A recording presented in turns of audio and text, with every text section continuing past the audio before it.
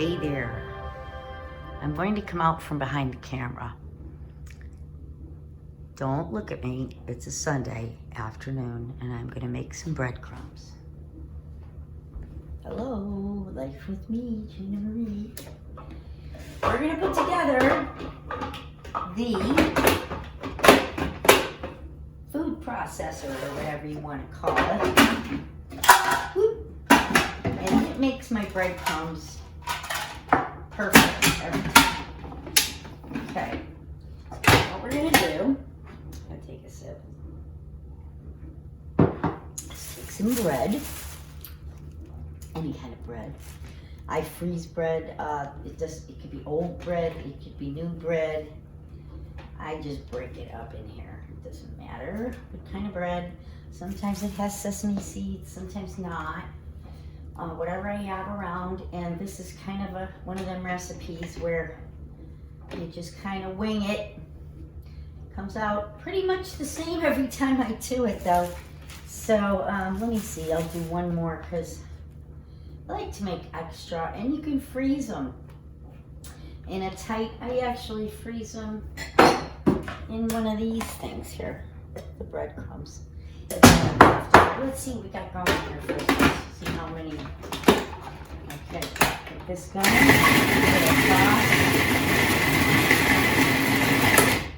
Oh, that looks like I could make some mighty meatballs. I'm gonna add another bread, and because I'm making meatballs, and this is the best way. We do add milk to it when we make the meatballs, but right now we're gonna add the herbs. So we got our bread, and I just had left over some Chupa's Market bread, this Italian bread, seedless, whatever. That'll go back in the freezer. I'm going to add all these things here, all my herbs, just pretty much like the Italian herbs are in the breading that you buy at the store, just like that. Some cheese. So let's start with some salt. I don't want to do too much salt because we got cheese going in there, and that's salty too. So a little salt. I always can tell how it is by the way it smells. I don't know. I'm going to put pepper. I'm going to put a little bit, so I'd say a good tablespoon. I judge by guessing. Then I got here some garlic powder, and I'm gonna add about, probably 3 tablespoons to this because we want some flavor in our breadcrumbs. And we definitely wanna taste the garlic. And then the onion, of course, same thing. I buy whatever is fresh and on sale, so. Well, my husband does. I would probably pick the most expensive one, but yes, we try to get what's reasonable, you know, because I'm always in a hurry. So we got 1, let's do about 3 of those, onion, 2, 3. Okay, got the onion, I like a little more onion, let's put that. Okay, we got the onion in there done. Now we're gonna go to the parsley. And I'm just using some dry herbs, whatever I have on hand. A little parsley gives it color and flavor. This actually is my own dried parsley from my garden this year. I grew parsley, dried it out, and keep it in an airtight, cool, warm place, cool, dark place, not warm. Anyway, basil, go to the basil. Kind of strong, so just a little bit, maybe a tablespoon or so. And I just put basil, so we had 2 basils there, let's go by that. And of course oregano. Michael loves oregano, so I'm going to put a lot of oregano in the meatball, and meatballs generally do have that oregano in there.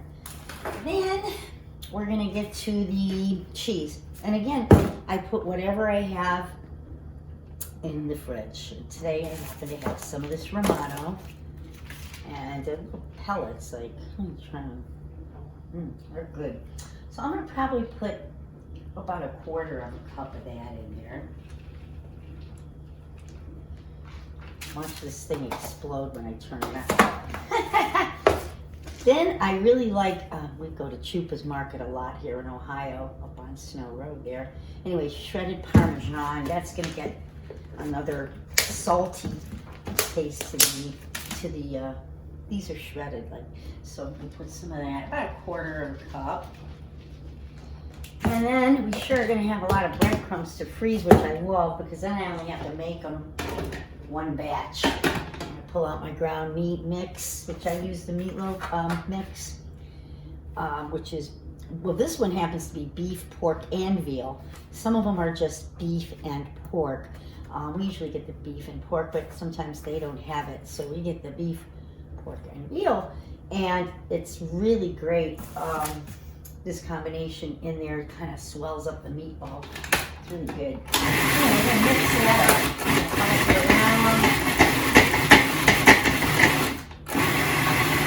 Nice, just like the breadcrumbs. And you don't want to leave these in your pantry or laying around because they will go bad. You gotta put them in the freezer. Don't forget. Let's see if I can get it close up here. And get in there a little bit. Let me move forward. I got a new tripod, folks, so bear with me. I'm going to use this audio this time, maybe. That would be interesting. Okay, I got it adjusted there, but you can see what you got there. Wait, where did I go? There we go. There you go. The breadcrumbs. And they do smell good. Sometimes I actually take a pinch.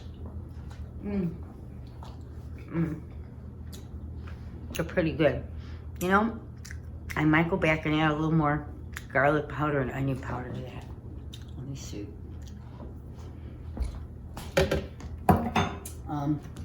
Not the garlic powder, but the onion powder. I like a lot of that. Okay, let's mix. Oops, sorry. Kicking my tripod around, you know. Okay, let's try that again.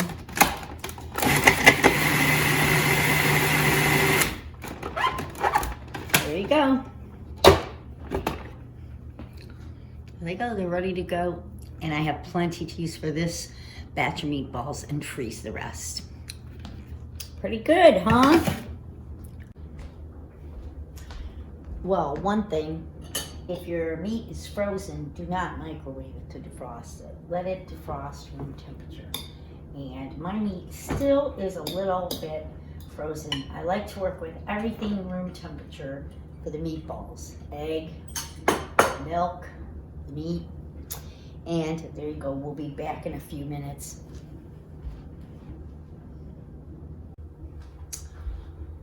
Well, that was quick. I'm back again, and yeah, it looks like it's all defrosted now. I'm gonna bring you closer so you can see what I'm doing. How's that? Oh, I got some raisins over there. I put one raisin, in case you don't know, in the middle of each meatball. It's kind of a crazy thing we do, but that's what we do. Okay, so in the ground meat here, I'm going to add approximately,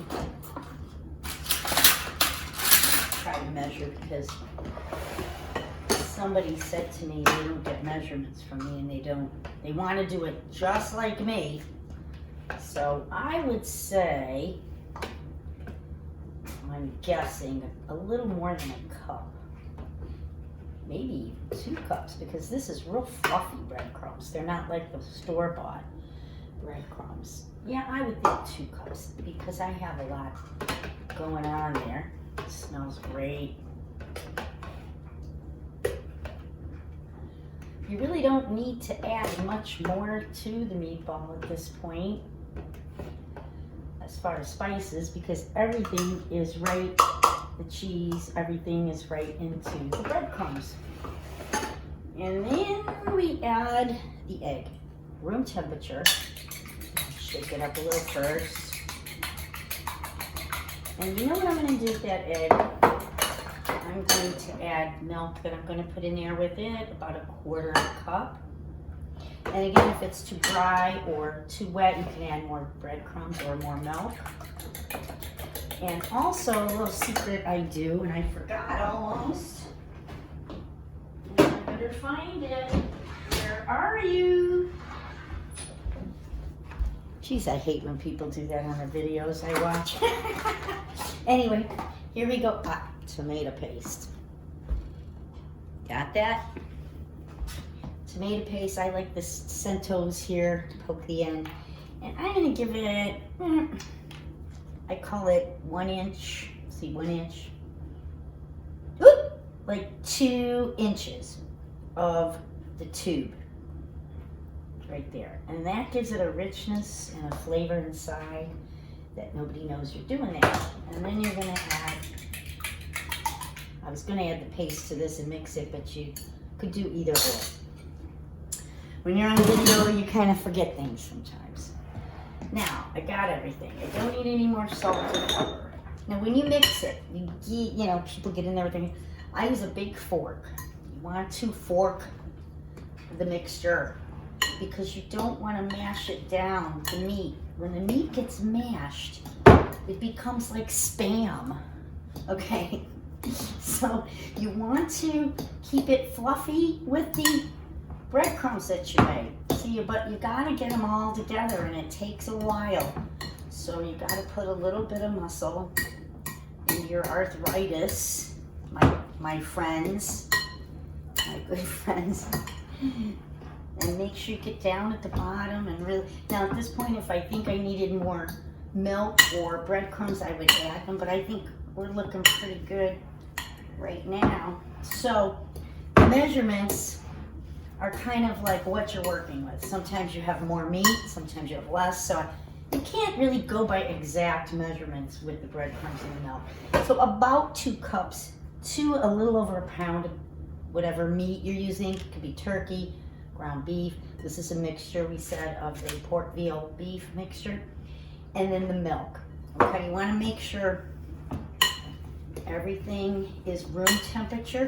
And if you're going to freeze your meatballs, don't freeze them at this point. Cook them first and then freeze them.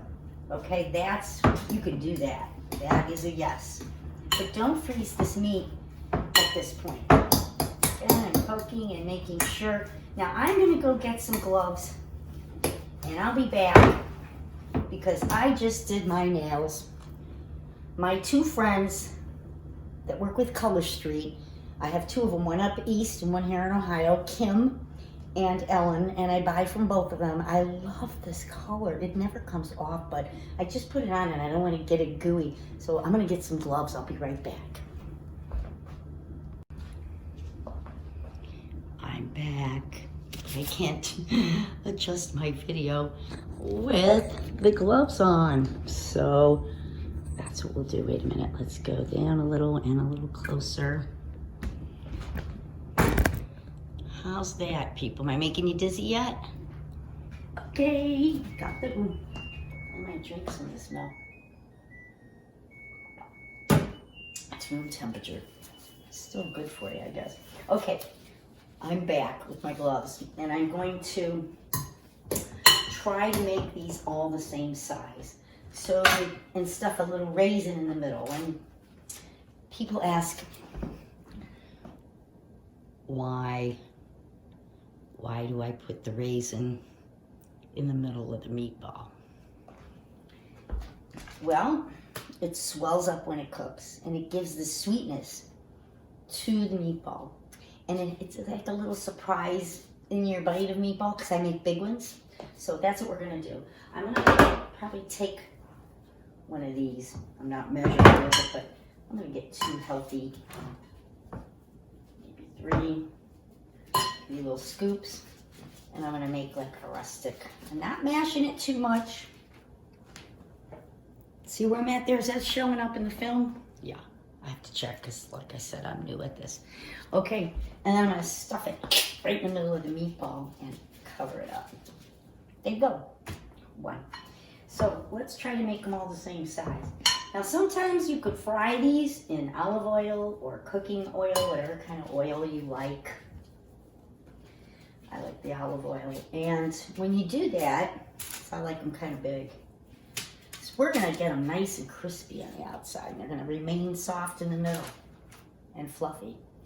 But some people fry them first and get a nice caramelized outside and then put them in their sauce and cook them. But I don't cook my meatballs in the sauce. It's still too big. Yeah. I don't. I like to bake them. I watch them, I turn them, I bake them. And with a pound, because they're so big, I maybe get 6. But I bake them until they're caramelized as well. I gotta watch. I put some cooking spray olive oil usually on the sheet of the cooking sheet. And I put them in there and I set the timer for at first I set it for 10 minutes. And then I'll set it for 10 minutes again and turn them. But I watch and then I kind of judge so they look like they're getting brown in 5 minutes. So set it every 5 minutes, but watch them, don't walk away because they will burn just like everything else. That's why I don't bake. I don't measure and I don't bake. But this is good, okay? So now we got the meatball stuffy little raisin. Some people, like my brother, hi Dean, he hates the raisin. My mom never did that. But then again, she strained his chicken soup, so sorry, Dean. Anyway, there you go. So he's a particular eater. So when he comes over, I warn him about the raisin, or I make special no raisin meatballs for people that skeeve the raisin. I don't know why, but it is good for you.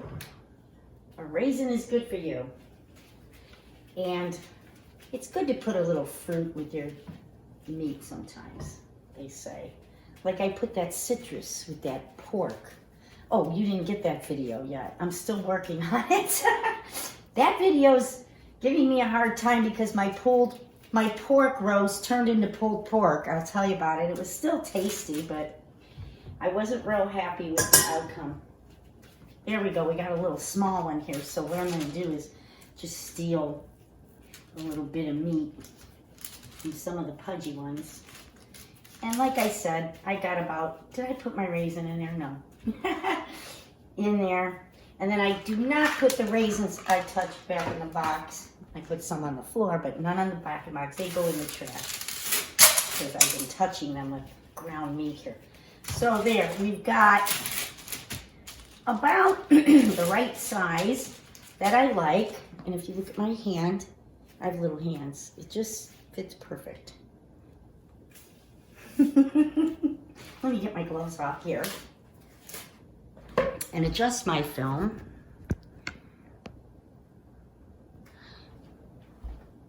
So I can say, enjoy your meatballs. I'm going to continue to probably put these in the oven at about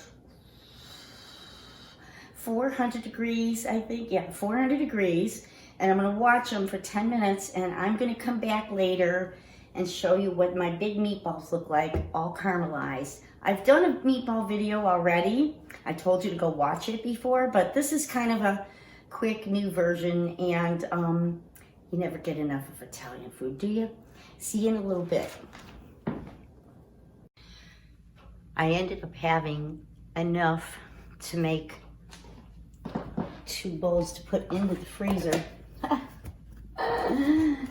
Better mark them right. And they will stay loose too. It's weird. They get frozen, but they stay really nice. So we'll do that. And then we're going to Pam this tray here. I'm gonna spray it with some vegetable oil.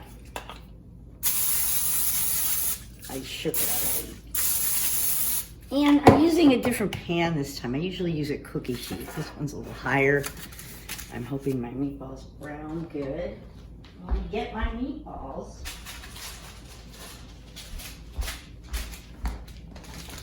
alrighty then. We're gonna take the little buggers. Set them a little distance apart so, and when they're a little bumpier and rustic, they roll around and turn better in the oven. When you try to turn them, they're not like getting flat like a, see, they sat and they start to get flat. Well, kind of poke into it. I know I don't have gloves on them. I'm destroying the, actually this stuff stays on. Anyway, I got that color street on my nails, and they, isn't that like nice, short little stubbies? It's so easy to put that on too.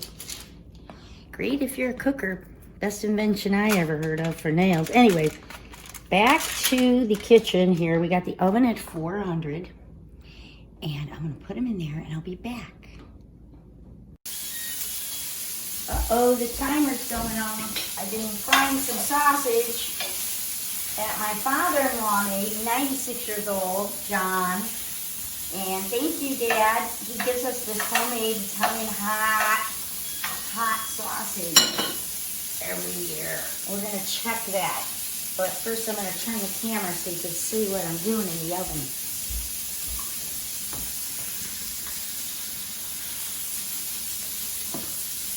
Okay, let's shut that off.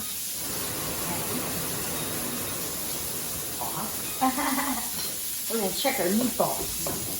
See how they're doing. Yeah, they're starting to get there. If they're not turning, you don't want to turn them because they will fall apart, especially with the veal and the pork. But I'm gonna check this one now. They're not ready to be turned yet. They gotta be a little bit more brown. So let's go for a little longer. They were in about 10 minutes. We'll try another 5.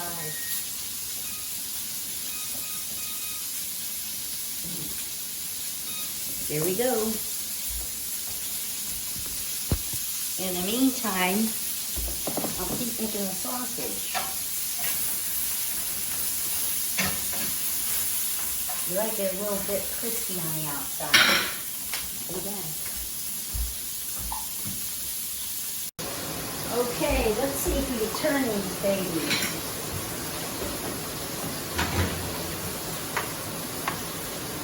Yeah, they're starting to maneuver. Get that brown, caramelized outside. And stay nice and soft on the inside. Another 10 minutes.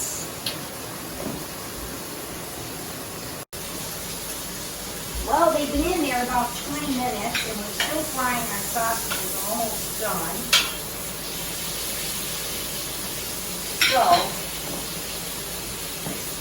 let's take a peek. Looks like they can be turned. Sometimes they happens before the timer goes off. So let's go in there and see. Oh yeah, they're starting to. You gotta be careful with the peel and the pork, they're very tender. And they might like to fall apart if you don't handle them right till they get nice and crispy on the outside. I hope you can hear me on this video so I don't have to do a voiceover. We're gonna let them go another 10 minutes. Watch for that. It usually takes about an hour with the big meatballs. Well, it's been about 5 more minutes, and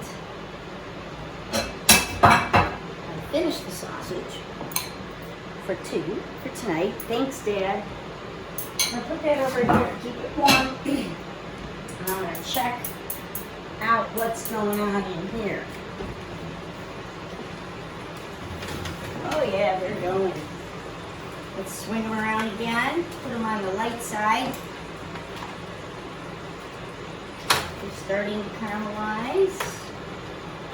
Sometimes I'm impatient. Patience is a virtue. Now I'm going to check them every 5 minutes to make sure. I'm going to keep doing this, and when they're just at the end, I'm going to show you what they're like, so I don't bore you to death with this video. Thanks for watching. I'll be right back.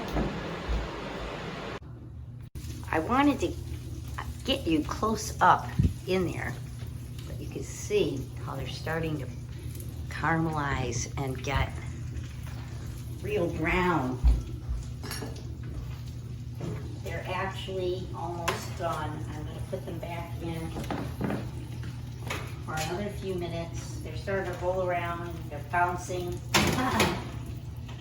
They're turning into good, crusty on the outside and soft in the inside. They're almost done. We'll be back. I think it's time. We're going to take them out. Can you see me? Hang on. We're gonna put them in that dish there. Let's see, shut the oven off. It's on 400, it took about an hour or something. There they are. We'll let them cool a little bit.